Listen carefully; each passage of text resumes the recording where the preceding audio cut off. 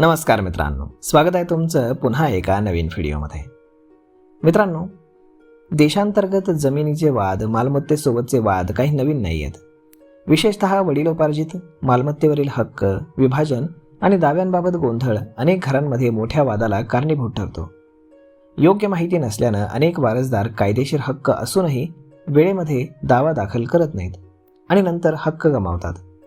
त्यामुळे वडिलोपार्जित मालमत्ता म्हणजे नक्की काय आणि त्यावरती दावा करण्याची मुदत किती हे समजणं अत्यंत आवश्यक आहे. तर आता वडिलोपार्जित मालमत्ता म्हणजे कुटुंबामध्ये सलग 4 पिढ्यांपासून हक्कानं मिळालेली आणि औपचारिक विभाजन न झालेली मालमत्ता, जसं की पणजोबा, आजोबा, वडील आणि मुलं. अशा प्रकारे मालमत्ता वारसानं पुढे गेली असेल तर ती वडिलोपार्जित मानली जाते. यातील महत्त्वाची बाब म्हणजे मुलांना जन्मताच या मालमत्तेवरती कायदेशीर हक्क मिळतो.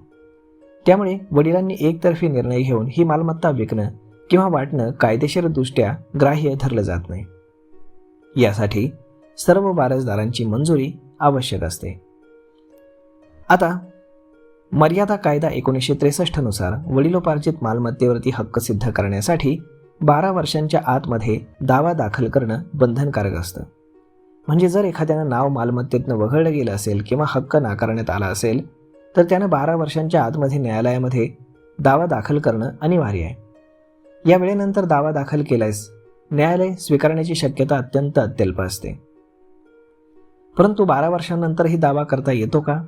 तर काही विशेष परिस्थितीमध्ये न्यायालय 12 वर्षांनंतरचा दावा देखील स्वीकारतं. मात्र त्यासाठी पुरावे मजबूत असणं, कागदपत्र स्पष्ट असणं आणि विलंबाचं ठोस कारण देणं आवश्यक आहे.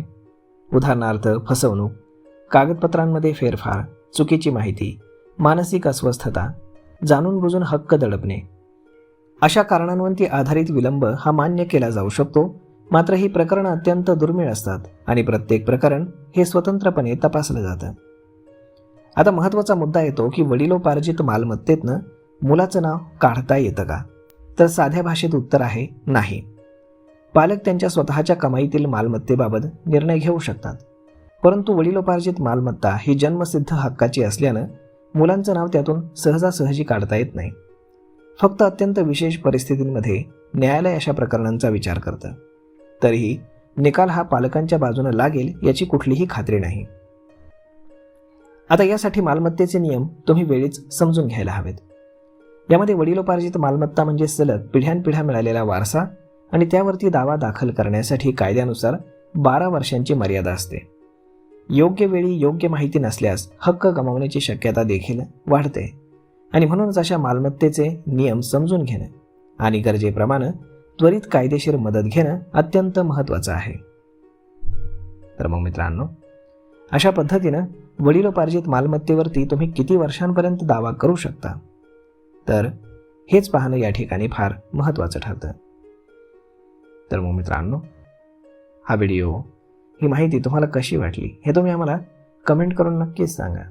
आणि जर हा व्हिडिओ तुम्हाला आवडला असेल तर आपल्या जवळच्या मित्रमंडळींसोबत देखील हा व्हिडिओ तुम्ही शेअर करायला विसरू नका.